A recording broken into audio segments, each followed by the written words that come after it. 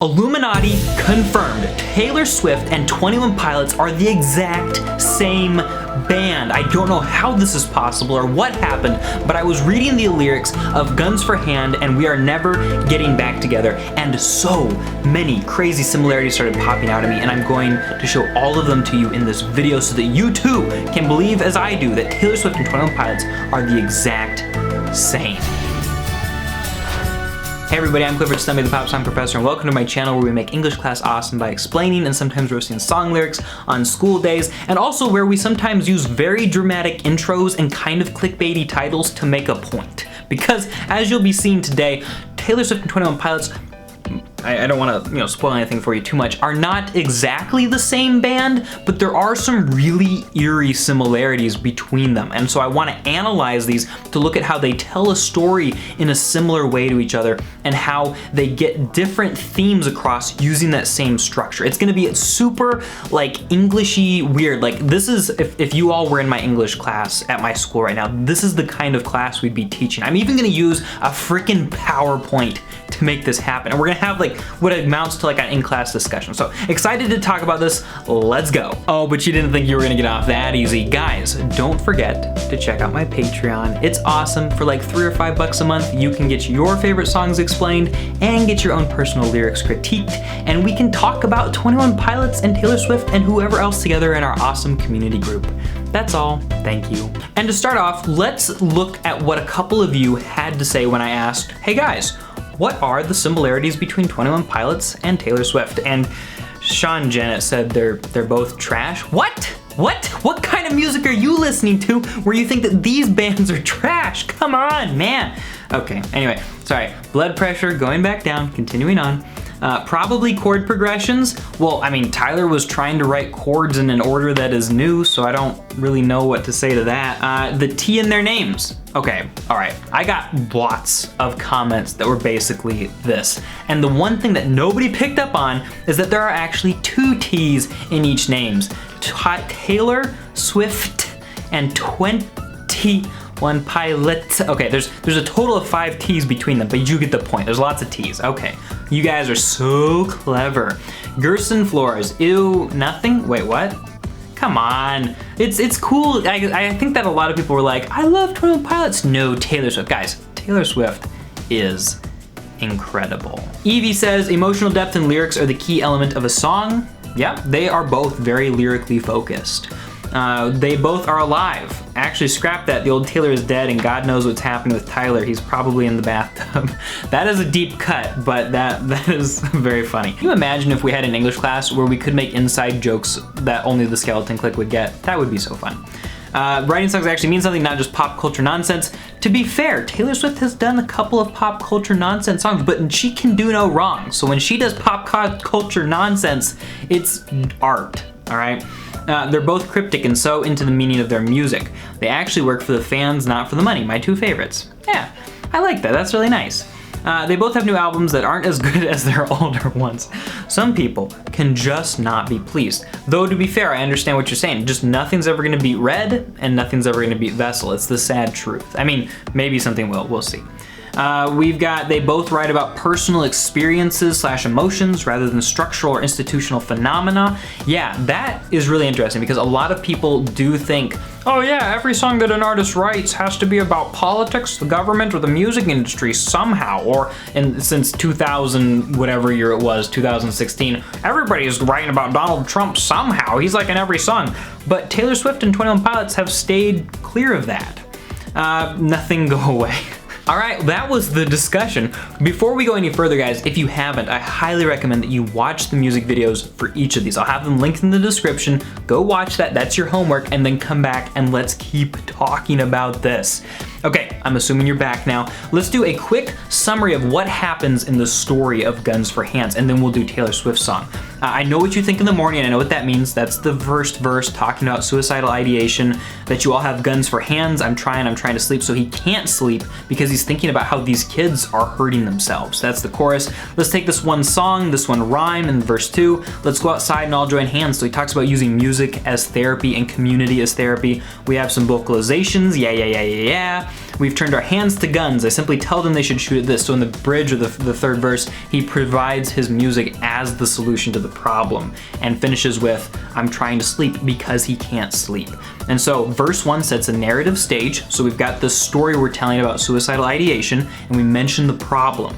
In the chorus, it's repetitive. We have broken lines, like if you look back here, I'm trying to sleep. So the line repeats itself mid-line, gives the solution, talking about the music. Or not sleeping.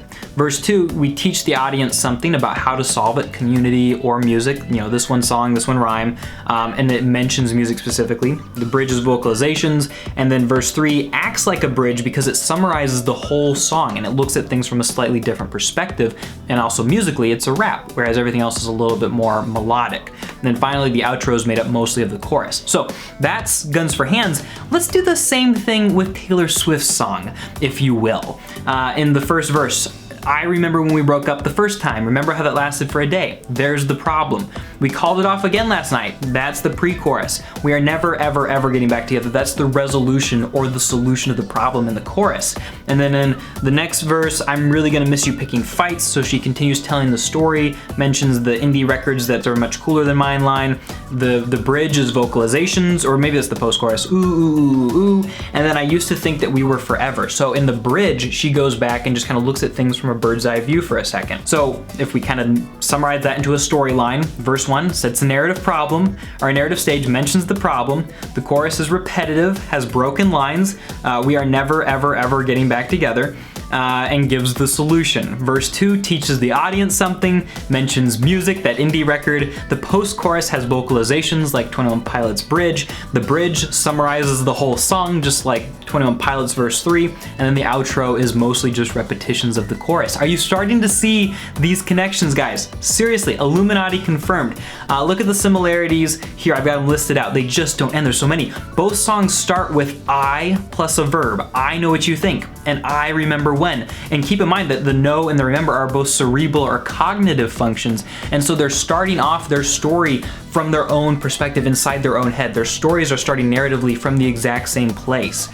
First verse ends with a call out. I know what that means, Tyler Joseph says, and Taylor Swift, remember how that. And so they're talking to this other person and saying like, hey, what you're doing is not okay. And then repetitive choruses with the breaks, I'm trying to sleep, and we are never, ever, ever. Verses that introduce the problem. So the verses both introduce this specific problem, and both songs are built around a problem, whether it's suicide or a hot, cold boyfriend, which are both really difficult to compare with a straight face, but yes. Seamless transitions to chorus. So Tyler says, I know that you all have guns for hands, and it just transitions very smoothly. And Taylor says, I'm telling you, and then transitions, we are never, ever, ever getting back together. So they break that sentence into two pieces and spread half of it in the chorus and half of it in the stanza before. Again, very similar structures, very similar mechanics, very similar tools that they're using here. But it continues on, and these are the last 4 similarities, except for one more. Second verse mentions music, this one song, and some indie record. The outros both repeat the chorus to the end. Both have a positive message. 21 Pilots is about not thinking in a hurtful way, and Taylor Swift is not caring what a hurtful person thinks. And then both bridges and post-chorus have vocalizations. And so like right in the second third of the song, it starts with vocalizations. But the biggest, most similar thing is the dramatic structure. They both start with a problem in their first verse. Here's the issue, here's what the problem is. And then they have the main idea or the main solution in the chorus that comes very closely after that first verse. And then in the second verse, they clarify the issue, give more details about it, explain it more. And then in the bridge or the third verse, they have a full summary where they look at the whole thing from a bird's eye view, they zoom out and they're like, yes, this is the problem. And then they go back to the chorus again and really hit home with that solution. We are never, ever getting back together, and I'm trying to sleep, but I can't. We need to help these kids. They are basically telling the exact same formula of a story, and it's incredible how similar these are. But to be fair, there are some differences, all right? Number one, 21 Pilots is missing a pre-chorus and a post-chorus, and so they're not as big into transitions. They jump into things more quickly. Their third verse acts like a bridge, but it's really not. It's a verse. The subject material is different, suicide versus a hot, cold boyfriend. 21 Pilots is focused on inner thoughts, whereas Swift is focused internally, which I think speaks to Tyler being an introvert and Taylor Swift maybe being an extrovert. She's thinking about her external world around her, and he's thinking about the internal world inside him and inside other people, and how those are connected by bridges of similarity. But the single biggest difference, I found this super interesting, is that they're both about vulnerability. And that may sound like a similarity, but they're about it in a completely different way. 21 Pilots gives power by being vulnerable. So Tyler says, I'm weak like you, let's be strong together. So he gives his power to other people by making himself appear weak. Taylor Swift helps the vulnerable by being powerful. She sets an example of her never ever getting back together and saying no to this boyfriend. So she is being vulnerable in a sense in that she's sharing the story, but she's making herself look very powerful. Tyler Joseph, on the other hand, knows what that means when you talk to your parents and tell them that you're not going to think suicidal thoughts anymore, because maybe he's experienced that himself. And it's just incredibly interesting how they come at this way of helping an audience from very different ways, from the low ground or from the high ground, and it's just absolutely fascinating. So are they the same song?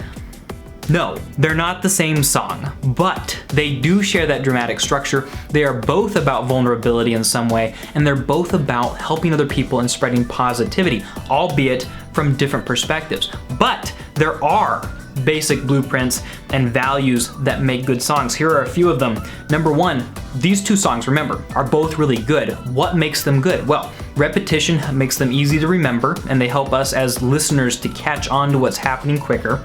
They're both focused heavily around storytelling. Anytime you can tell a story, it doesn't have to be like a normal story like I went to the store and I bought some eggs, they got smushed and I had to buy some more. It doesn't have to be a narrative story, but there's dynamicism, and it starts out happy and gets sad, but then it ends happy, or it starts out sad but then gets happy and then gets sad. Lots of different ways to tell a story, and you can do that musically or lyrically, but in any case, human brains are just trained to find the story in something, so when you provide a story, people will listen to what you have to say. There's conflict in both of these. The good of this song wouldn't have come without the difficulty of conflict. Not that we should try to put ourselves in conflicting situations, but again, that goes back to story. We are connected as just human brains to look for story. Transitions are hugely powerful throughout all of these. They transition from the verses to the choruses really well, and that helps things to feel cohesive and unified and smooth.